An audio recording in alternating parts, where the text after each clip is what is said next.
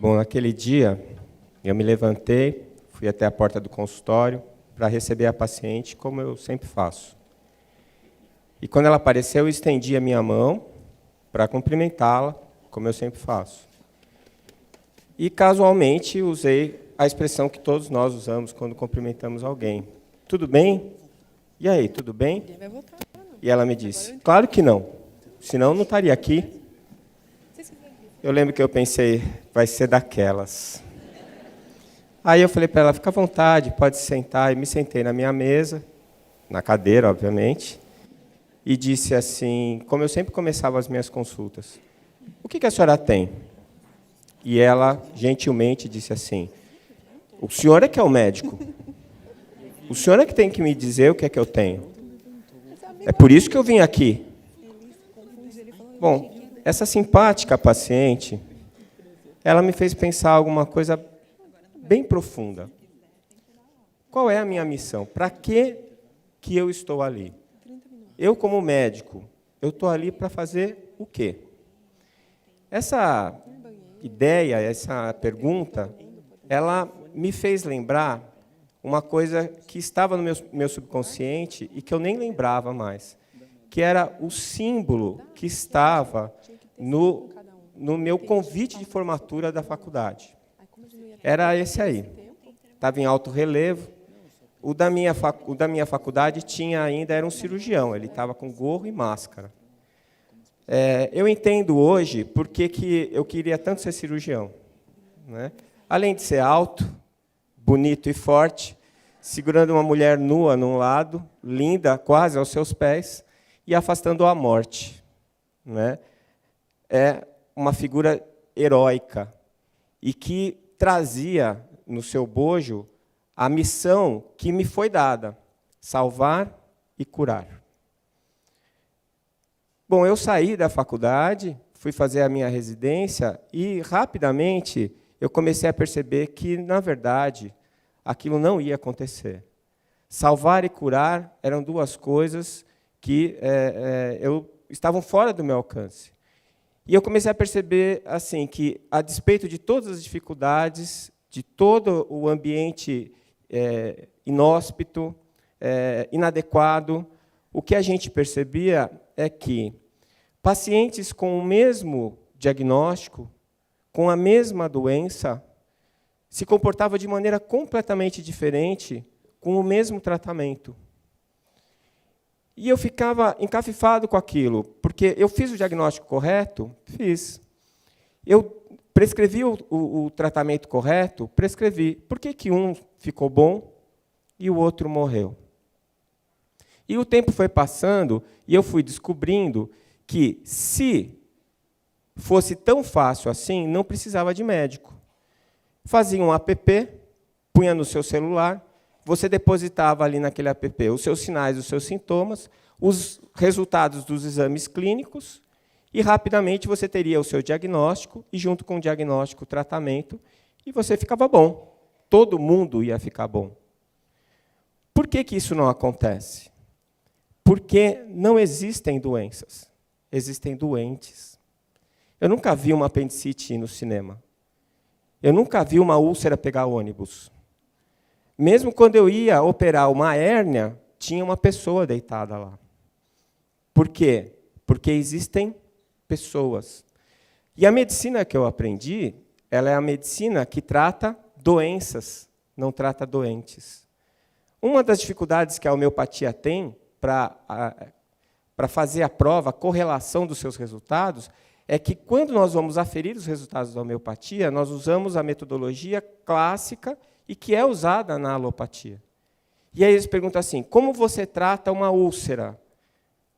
E o homeopata não trata a úlcera, ele trata a pessoa que tem úlcera. Ele não dá o mesmo remédio para a mesma doença, porque são pessoas diferentes. Então, como é que a gente fica agora? Porque fazem 30 anos que eu faço diagnósticos e tratamentos de doenças. O que eu parei para pensar é que, em vez de eu fazer o diagnóstico da doença, simplesmente, eu precisava começar a fazer o diagnóstico da pessoa. Eu precisava ver quem é que estava lá. E se eu entendesse a pessoa, eu ia entender por que ela tinha aquela doença. A doença vira um rótulo. E a gente cria esse rótulo e dá para o paciente. E eles saem bem satisfeitos do consultório com o rótulo. E, às vezes, ostentam com orgulho. Não é? Eu tenho tal doença. Não é? E, se você se atrever a dizer que não é, ele fica ofendido. Então, o que fazer? Não é? Como é que eu posso resolver esse problema? Muito bem. Se eu acho que a minha tarefa é salvar e curar, eu vou ter sucesso numa porcentagem muito baixa dos casos. Eu não vou conseguir fazer com que as pessoas se salvem e se curem, porque, em verdade, elas é que se curam. Elas é que se salvam. E o meu papel lá, qual que é? É de ajudar. O meu papel é de auxiliar. Então, se eu trocar o salvar e curar pelo auxiliar e amparar, eu vou ter 100% de sucesso. Porque eu sempre posso auxiliar e amparar, mas eu nem sempre consigo curar. Então, eu descobri que nós estávamos com o foco errado. O foco, o objetivo e a missão não eram exatamente aquelas. E como que eu posso conhecer o meu paciente? Rubem Alves disse certa vez que no mundo existiam muitos cursos de oratória e nenhum de escutatória. Para eu conhecer o outro, eu preciso ouvi-lo. Um trabalho americano mostrou que, numa consulta médica rotineira, o paciente ele fala por 16 segundos.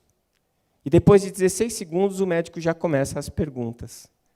Lá onde eu dou aula, na universidade em Campo Grande, na Uniderp, eu dou aula no primeiro semestre do curso de medicina e a gente dá para eles um curso de escutatória. A gente usa uma técnica que é chamada de texto experiencial, em que eles têm que ouvir o paciente por pelo menos meia hora e depois escrever um texto como se eles fossem o paciente. E aí eles vão fazer o diagnóstico da pessoa. Eles vão tentar entender o que é que fez aquela pessoa chegar onde ela está.